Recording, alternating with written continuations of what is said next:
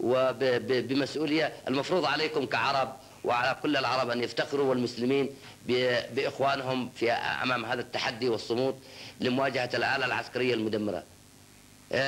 تختلف الحرب عن الحرب العالمية الثانية والأولى، لن تكون فيها هذه الأسلحة المتطورة مهما كان كيفما كان. نقول العراق غلط عنه دخل الكويت ولا ما غلط، هذا وضع ثاني. الآن يعني صمود الإنسان العربي أمام الآلة العسكرية الأجنبية في حد ذاته رفع رأس للأمة العربية والإسلامية. Eric Watkins from the Financial Times. On previous occasions, and as well as today, Mr. President, you expressed concern that a Gulf War could widen considerably. Could you tell us how and where the war could widen to, and in particular, whether you're concerned that it could widen to Yemen itself, and how that might happen? في مناسبات سابقة ومختلفة، واليوم أيضا أكدتم فخامة الرئيس أن عبرتم عن قلقكم وانزعاجكم بأن الحرب ستكون مدمرة وستتسع. هل ممكن أن توضحوا لنا إلى أي مدى ستتسع؟ وهل أنتم مقلقون أن الحرب سوف تتسع لتشملكم أيضا؟ اليمن ليست طرفا في المشكلة.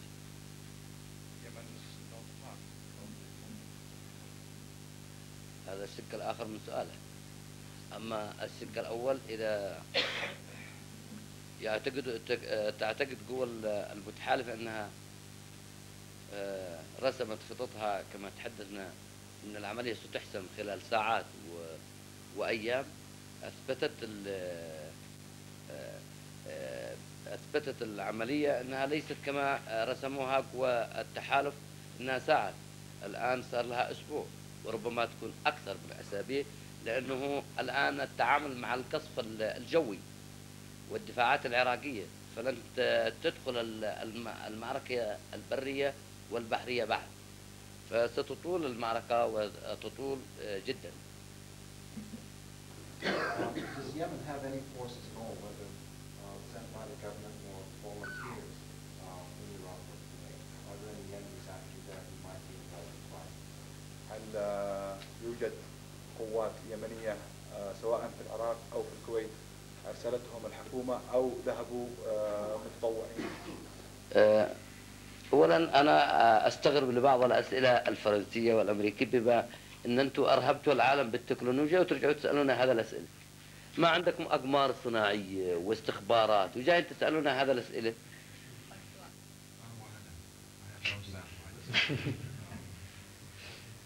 Yemen did send volunteers. There were volunteers who went to Afghanistan and fought there. It's entirely possible that there could be Yemenis who marched over to Kuwait or Iraq. يعني إنه في متطوعين يمنيين ذهبوا إلى أفغانستان، ربما هذا يحدث أيضا الآن، إنه يكون في متطوعين يمنيين إلى العراق أو الكويت. لكل حدث حديث.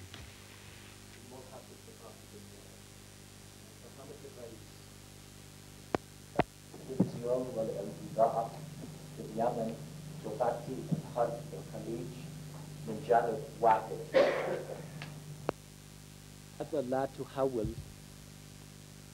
وسائل الإعلام الرسمية اليمنية أن تقدم للشعب اليمني تغطية أكثر موضوعية للحرب في الخليج.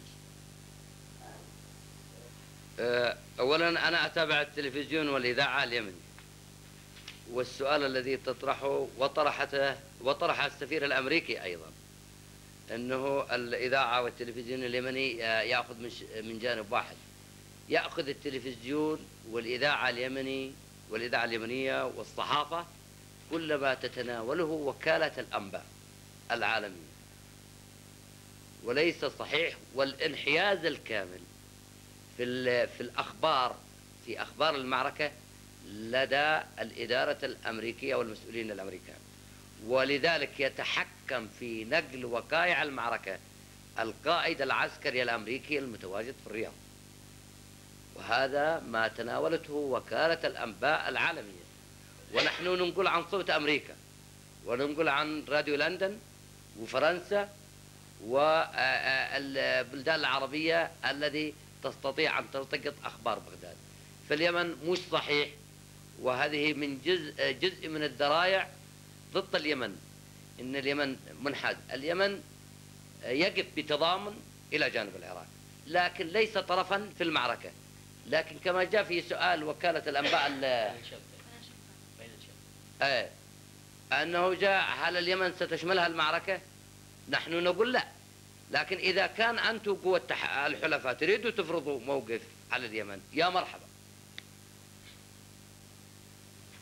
إذا كانت ضمن مخططكم كقوة متحالفة إن اليمن تشملها هذه المعركة يا مرحبا، لكن نحن لسنا طرف في المشكلة. لكن إذا مخططكم قائم على السيناريو مرسوم أن يشمل أكثر من دولة عربية غير العراق، يا أهلا وسهلا. من الصحيح إنه التلفزيون والإذاعة في اليمن ينقلوا من وكالات مختلفة من المصادر مختلفة، ولكن في تركز على وجهة نظر واحدة في أمثال كثيرة من التلفزيون اليمني. وافونا من السي ان ان انتم تستقبلوا في السفاره الامريكيه السي ان ان. لا، ما في اذا CNN في بتستقبلوها السفارة الأمريكية. جيبوا وثائقكم للتلفزيون اليمني، ونحن على استعداد لنشر كل شيء بالتساوي. نحن نقول وسائل اعلامنا موجوده، انه اي اخبار عندكم كامريكان او فرنسيين او بريطانيين جيبوا كل اخباركم ونحن ننشرها على حد سواء. أمال كذا. ها؟ الامل كذا. جيبوا بس كذا. انتم اطلع عامل تعتيم اعلامي بتنقلوا ايضا حتى للشعب الامريكي من وجهه نظر السياسه او الاداره الامريكيه، ليس من وجهه نظر ديمقراطيه، وتنقلوا حقائق المعركه. انقلوا حقائق المعركه واحنا مستعدين نتعامل معكم على حقائق المعركه. لن تذكروا حتى الان خسائركم البشريه، حتى الان تعتيم اعلامي. كيف يتصور تدخلوا المعركه وما عندكم خسائر في البشر؟ أنتم ولا غيركم عندكم خسائر في البشر، لماذا ما تنقلوا للشعب الأمريكي حقيقة المعركة؟ هذا مش في انحياز؟ أنتم منحازين لشعبكم، كيف تقولوا لنا ونحن شعب عربي نحن منحازين إلى العراق؟ ونحن بنقول على استعداد لنشر وقائع المعركة أول بأول. ولهذا ولعلمك، وأنا أتتبع التلفزيون والإذاعة، لن يقول شيء ابتكره الإعلام اليمني من راسه، مستند إلى وكالات، قالت وكالة كذا وكالة كذا وكالة كذا، لأنه هكذا بنسمع مصادر. لكن أن اليمن ابتكر خبر إعلامي من ذات نفسه لن يحصل. يجب أن نكون عادلين حتى في الأسئلة. حتى الشارع اليمني يحتج على الإعلام اليمني احتجاج كبير، ويرفعوا إليه كرئيس مجلس رئاسة من كل المؤسسات والهيئات والجماهير الشعب إن الإعلام مقصر وينقل عن أمريكا وأوروبا وقوى التحالف حول المعركة، والمفروض أنه ينحاز إلى جانب العراق. الضغط علينا على هذا الأساس، وينقل في التلفزيون مناورات للقوات الأمريكية للبحرية الأمريكية والغاراتها الجوية عبر صور فوتوغرافية وينشرها في التلفزيون، مما بيزعل الشارع اليمني. وهذا غلط من الإعلام اليمني أنه ينشر مناورات قديمة وصور فوتوغرافية ويحملها المعركة. هذا ما الشارع اليمني ضد الإعلام حقه. أحب أن أنتهز هذه الفرصة واللقاء هذا الإعلامي والصحفي. عملت المخابرات الدولية منذ اندلاع أزمة الخليج على تشويه موقف اليمن، وأن اليمن داخلة في سيناريو ما حدث في الخليج. أثبت الأيام والليالي والأشهر من أن اليمن لن يكون ضالعا في هذه الأزمة أو في المخططات التي رسمت لمنطقة الخليج. وأكبر دليل على ذلك أنه اندلعت الحرب ولن يكون اليمن طرفا في هذه المشكلة، ورغم الاستفزازات ورغم تسليط الأضواء ورغم عمل المخابرات وتشويه موقف اليمن، إلا أن اليمن اثبت أنه اليمن المستقل، اليمن الحر، اليمن الذي يدعو إلى السلام، اليمن الغير ضالع في أي مؤامرات دولية ولن يدخل ضمن أي مخطط. وهكذا هو اليمن يدعو إلى السلام ويتضامن مع أشقائه في حالة الصعاب أو الحالة الصعبة.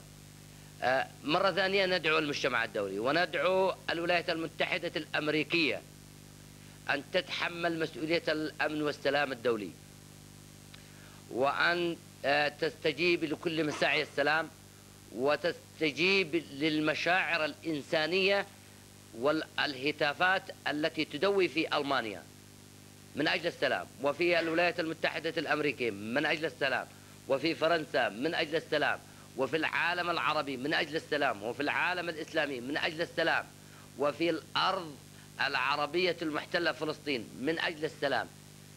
نأمل أن الإدارة الأمريكية من الجانب الإنساني أن تستجيب لمشاعر هذه الأمة، تستجيب لمشاعر هذه الأمة، وأن تبحث عن حل سلمي، ولا تعتقد مرة ثانية أنها ستبتلع العراق. العراق لن يبتلع، ونحن واثقين من شعبنا العراقي لما نعرف عنه من صلابة ومن قدرة ومن خططه العسكرية الناجحة على مدار خبرتها الطويلة. فالحسابات يجب أن تراجع. أشكر الموقف الإيراني حول موقفه من هذه الحرب، وندعو الأشقاء في تركيا أن لا يكونوا ضالعين في هذه المشكلة، وأن